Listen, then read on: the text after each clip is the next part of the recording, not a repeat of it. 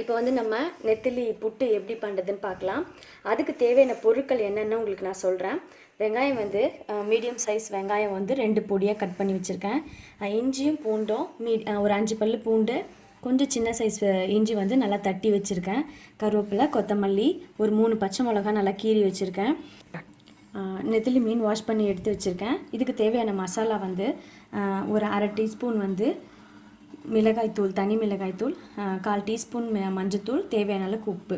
இது எல்லாத்தையும் பண்ணி முடிச்சுட்டு கடைசியாக மிளகு சீரகம் நம்ம தட்டி போட்டால் ரொம்ப நல்லாயிருக்கும். எண்ணெய் வந்து தேவையான அளவுக்கு நம்ம எண்ணெய் எடுத்துக்கலாம். இப்போ இது எப்படி பண்ணுறதுன்னு பார்க்கலாம். இப்போ வந்து ஃபஸ்ட்டு நெத்திலி புட்டு பண்ணணுன்னா மீன் நம்ம அவிச்சு எடுத்துக்கணும். டேரெக்டாக தண்ணியில் போட்டிங்கன்னா அதோட சத்து பூரா தண்ணியில் இறங்கிடும். அதனால் இந்த மாதிரி இட்லி பாத்திரத்தில் ஒரு வாழை இலை வச்சுக்கோங்க. நல்லா வாஷ் பண்ணிவிட்டு வாழை இலை வச்சுக்கோங்க. அதில் நம்ம நெத்திலி மீனை வச்சுக்கலாம். நான் அடியில் இட்லி பாத்திரத்தில் தண்ணி வச்சுட்டேன் கொஞ்சமாக. உங்களுக்கு வந்து ரொம்ப ஈஸியாகவே ஆவியில் வெந்துடும். இட்லி வேக வைக்கிற மாதிரி தான். இந்த மாதிரி வச்சுட்டு மேலேயும் ஒரு இலை போட்டு மூடிடலாம். ஏன்னா வெந்து அந்த வேர்வை தண்ணி அந்த மீனில் வழியாத அளவுக்கு நம்ம இந்த மாதிரி மூடி போட்டு இதை வேக வச்சு எடுத்துக்கலாம். இப்போ வந்து நான் கேஸில் வச்சுட்டேன். நம்ம இட்லி பாத்திரத்தை மூடி வச்சிடலாம். இது ஒரு 5 நிமிஷம் வெந்தால் போதும். திறந்து பார்த்தாலே உங்களுக்கு தெரியும் எவ்வளோ நேரம்ன்ட்டு. இப்போ இது வேகிற வரைக்கும் நம்ம வெயிட் பண்ணலாம். இப்போ வந்து நம்ம மீன் வெந்துருச்சா பார்க்கலாம். 5 நிமிஷம் ஆயிடுத்து. மீன் நல்லாவே வெந்துச்சு. இப்போ நம்ம கேஸ் ஆஃப் பண்ணிவிட்டு இதை ஒரு தட்டில் எடுத்து வச்சுட்டா முள் தனியாகவும் நம்மளுக்கு அந்த வந்து மீனோட அந்த சதை தனியாக வந்துடும். அந்த மாதிரி நம்ம பிரித்து எடுத்துக்கலாம். நான் இப்போ வந்து மீனை ஒரு தட்டில் எடுத்து வச்சுட்டேன். இப்போ ரொம்பவே ஈஸி வெந்துடுச்சுன்னா உங்களுக்கு இந்த மாதிரி அழகாக பிரிஞ்சு வரும். அப்போ முள்ளை மட்டும் நம்ம தனியாக எடுத்துடலாம். இன்னும் ஆறிட்டா உங்களுக்கு ஈஸியாக இருக்கும்.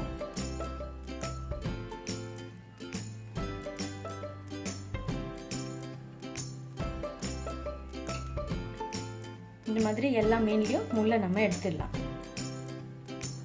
இப்போ நான் எல்லா மீன்லேயுமே முள்ளை அழகாக எடுத்துட்டேன். எவ்வளோ நல்லா அழகாக வந்துடுச்சு பாருங்கள். இது வந்து நம்ம புட்டு மாதிரி செய்ய போகிறதுனால கொஞ்சம் நம்ம கையாலே வந்து இது மாதிரி உதுத்து விட்டுக்கலாம். நம்ம இன்னும் வானலில் போட்டு வெங்காயத்தோடு பெசரும் போது வதக்கும் போது இன்னும் கொஞ்சம் பொடியாகும். அதனால் லைட்டாக இந்த மாதிரி செஞ்சு வச்சுக்கலாம். இப்போ வந்து நம்ம புட்டுக்கு மீன் ரெடி பண்ணி வச்சுட்டோம். இப்போ வெங்காயம், பச்சை மிளகாலாம் வதக்கிடலாம். கொஞ்சமாக ஒரு 2 டேபிள் ஸ்பூன் அளவுக்கு எண்ணெய் ஊற்றிருக்கேன். ஃபஸ்ட்டு பூண்டு போட்டுக்கலாம்.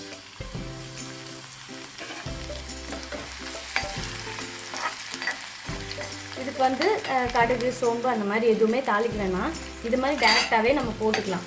வேணும் அப்படின்னா கொஞ்சோண்டு சோம்பு கூட தாளிச்சிக்கலாம். நம்ம இஞ்சியும் பூண்டும் நல்லா பொரிஞ்சு வரும்போது பச்சை மிளகா, இப்போ பொடியாக கட் பண்ணி வச்ச வெங்காயம் சேர்த்துக்கலாம்.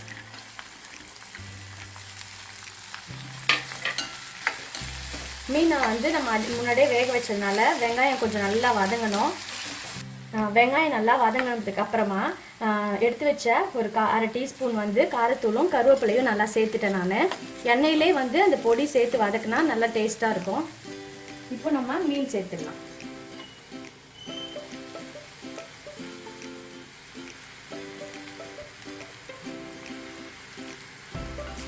மீன் சேர்த்து நம்ம எல்லாத்தையும் நல்லா ஒன்று சேர மீனில் எல்லா மசாலாவும் சேர்கிற மாதிரி ஒன்றா மிக்ஸ் பண்ணிடலாம். உப்பு வந்து இந்த ஸ்டேஜில் பார்த்துட்டு வேணும்னா நம்ம உப்பு சேர்த்துக்கலாம்.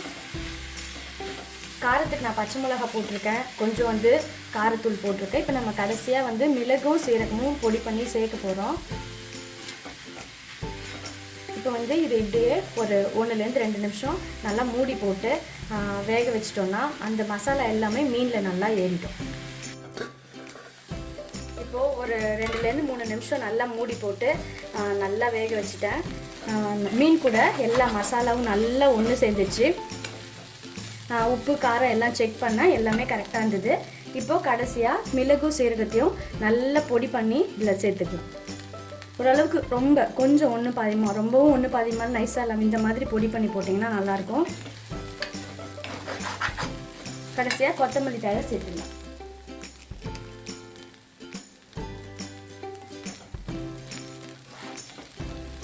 கொத்தமல்லி தழை, மிளகு, சீரகம் பொடி எல்லாம் சேர்த்துட்டு நல்லா ஒன்றா கலந்துடலாம். இப்போது நம்ம நெத்திலி மீன் புட்டு ரெடி ஆயிடுச்சு.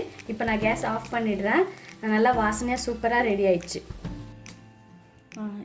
இப்போ வந்து நம்ம நெத்திலி புட்டு ரெடி ஆயிடுச்சு. நல்லா ரொம்ப டேஸ்ட்டாக வந்திருக்கு. இதே மாதிரி நீங்களும் ட்ரை பண்ணி பாருங்கள். நம்ம பெரிய மீனில் வந்து பெரிய மீனை சாப்பிட்றதோட இது மாதிரி சின்ன மீனில் நிறைய சத்து இருக்குது. இதே மாதிரி ஆவியில் வேக வச்சு செஞ்சு ட்ரை பண்ணி பார்த்துட்டு உங்கள் லைக்ஸ் அண்ட் கமெண்ட்ஸ் எங்களுக்கு அனுப்புங்க. உங்களோட எந்த ஒரு ஃபீட்பேக் இருந்தாலும் எங்களுக்கு அனுப்புங்க. கண்டிப்பாக மறக்காமல் நம்ம சேனலுக்கு சப்ஸ்கிரைப் பண்ணுங்கள்.